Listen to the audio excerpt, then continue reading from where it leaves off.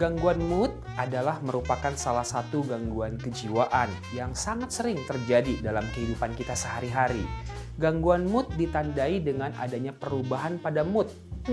Dalam satu waktu kehidupan kita mungkin bisa merasakan senang ataupun merasakan sedih karena ada pemicu atau trigger tertentu. Senang ketika naik gaji, senang ketika kita misalnya mendapatkan prestasi tertentu, sedih ketika kita kehilangan sesuatu dalam hidup kita. Perubahan moodnya wajar ketika kita senang dan sedih karena pemicu tertentu. Tetapi pada yang namanya kita sebut sebagai gangguan mood, itu terjadi perubahan yang cukup ekstrim atau berlebihan. Ada dua jenis gangguan mood yang sangat kita kenal dalam dunia psikologis atau dunia kesehatan jiwa. Yang pertama yang kita sebut namanya depresi. Depresi adalah merupakan gangguan mood yang ditandai dengan mood yang menurun. Ada dua komponen utama gejala dari gangguan depresi. Yang pertama itu adalah gejala utama atau kita sebut trias depresi. Karena namanya trias, ada 3 gejala dari depresi yang paling utama.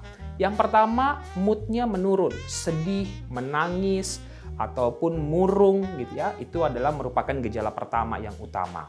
Yang kedua, itu adalah hilangnya minat dan kegembiraan. Sesuatu yang sebelumnya menjadi hobi, kesenangan, kok ini kayaknya dia tidak bisa menikmatinya lagi. Kemudian yang ketiga adalah kehilangan energi. Seseorang jadi gampang capek, mudah lelah, malas bergerak. Nah, ini adalah 3 gejala utama dari depresi. Depresi memiliki gejala tambahan, yaitu misalnya gangguan pada pola tidur. Tidur menjadi terlalu berlebihan atau sulit tidur pada malam hari. Gangguan pada pola makannya, makan jadi berlebihan, banyak makan gitu ya, ataupun selera makan menjadi berkurang atau hilang. Gejala tambahan lain pada depresi yaitu adalah merasa masa depan suram, merasa dirinya tidak berharga. Kemudian juga ada fokus, konsentrasi, dan memori yang terganggu. Ada nyeri, gatal, dan sensasi yang tidak nyaman di organ-organ tubuh, itu juga merupakan gejala tambahan pada gangguan depresi ini. Dan gejala yang cukup berat pada gangguan depresi, munculnya pikiran untuk menyakiti diri sendiri atau yang kita sebut sebagai self-harm, dan juga munculnya pikiran tentang kematian atau keinginan untuk mengakhiri hidup, bunuh diri atau yang kita sebut suicide. Itulah gejala-gejala dari gangguan depresi. Depresi ini ada tingkatannya, ada depresi ringan, ada depresi sedang, dan ada juga depresi yang berat. Itu salah satu diagnosis gangguan mood yang kita sebut depresi. Gangguan mood yang berikutnya adalah yang kita sebut gangguan bipolar. Berbeda dengan depresi yang moodnya tadi di bawah, rendah, sedih, dan murung, pada orang dengan gangguan bipolar, dia mengalami perubahan mood yang ekstrim atau kita sebut namanya mood swing. Kadang dia moodnya ke atas, high, berenergi, gembira yang berlebihan, dan kadang ke bawah, yaitu muncul episode depresi. Nah, pada gangguan bipolar ini, kita bisa menegakkan diagnosisnya apabila kita mengetahui setiap episode moodnya. Ada episode mood yang pertama, yaitu episode mood yang berlebihan, yaitu kita sebut manik atau mania. Nah, ini ditandai dengan karakteristik yaitu dia merasa dirinya hebat, merasa dirinya penting, berenergi, punya kekuatan lebih, sehingga dia berusaha mengerjakan begitu banyak pekerjaan yang dia kerjakan sehari-hari. Dan dia juga ditandai dengan tidur yang sangat kurang. Biasanya bisa tidur hanya 2-3 jam atau bahkan tidak tidur selama beberapa hari karena ada saja yang dia ingin kerjakan dan lakukan. Ketika seseorang berada pada episode manik atau mania ini, terjadi juga ide-ide yang sangat banyak dan berloncat-loncat, racing thoughts dan flight of idea, sehingga biasanya orang yang mendengarkannya itu dia menjadi kelelahan untuk menanggapi orang yang sedang dalam episode manik atau mania ini. Nah, episode manik ini juga ditandai dengan berbagai perilaku yang beresiko. Misalnya menyetir mobil secara ceroboh atau ugal-ugalan, menghabiskan banyak uang untuk belanja barang, membagikan barang ataupun uang ke orang-orang lain, hasrat seksual yang meningkat sangat tinggi, dan juga investasi yang tanpa perhitungan, dan berbagai perilaku-perilaku yang beresiko lainnya. Itu merupakan tanda dan gejala dari episode manik atau mania pada sebuah gangguan mood yang kita sebut bipolar. Kemudian episode lain dari gangguan bipolar ini adalah hipomanik atau hipomania. Dia sedikit di bawah manik tetapi juga sudah kelihatan ada peningkatan mood dari yang normal. Biasanya orang kalau lagi hipomania kelihatan sangat produktif dan dia sendiri tidak menyadari bahwa itu adalah suatu gangguan. Tetapi kalau kita lihat dalam keadaan sehari-hari, kelihatan memang moodnya agak sedikit meningkat. Kemudian episode mood yang berikutnya adalah episode depresi. Ya, sama seperti penjelasan pada depresi tadi. Gejala-gejala depresinya bisa muncul. Nah, gangguan bipolar ini ada beberapa jenis. Ada yang kita sebut gangguan bipolar 1, yaitu ketika muncul episode manik. Nah, munculnya satu episode manik saja sudah bisa kita sebut ini gangguan bipolar 1. Kemudian ada yang kita sebut gangguan bipolar 2. Nah, dia tidak boleh ada episode manik.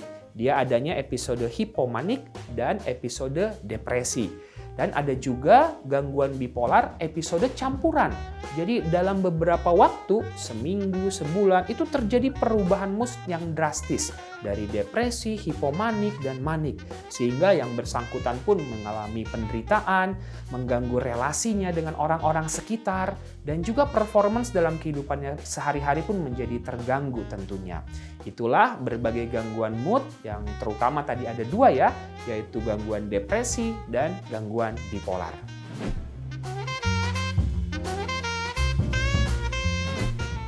Ketika kita sudah mengalami adanya suatu perubahan mood dalam kehidupan kita, pertama coba lakukan dulu yang kita sebut mood journal gitu ya. Kita bikin jurnal mood kita, naik turunnya seperti apa dan situasi seperti yang bagaimana yang menyebabkan perubahan mood itu terjadi. Dengan melakukan mood journal ini, kita jadi punya awareness ya tentang mood kita dan hal-hal yang men-triggernya. Nah, kemudian coba kita lakukan berbagai aktivitas, berbagai hal untuk meregulasi kondisi mood tersebut gitu ya. Boleh kita misalnya coba mengatasi perubahan mood itu dengan mendengarkan musik, boleh kita dengan berolahraga misalnya, ataupun dengan bercerita dengan sahabat, dengan keluarga kita, atau kita coba coloring, mewarnai, melukis, membaca buku, mendengarkan podcast, menonton film-film yang lucu gitu ya. Itu semua bisa membuat kondisi mood kita juga menjadi lebih baik. Atur juga pola makan yang sehat ya, hindari makanan-makanan yang terlalu mengandung penyedap, pewarna, pengawet yang berlebihan, makanan-makanan instan, karena itu juga bisa mengganggu kondisi mood kita. Lebih banyak mengkonsumsi makanan yang mengandung sayur, buah-buahan, ikan-ikanan gitu ya.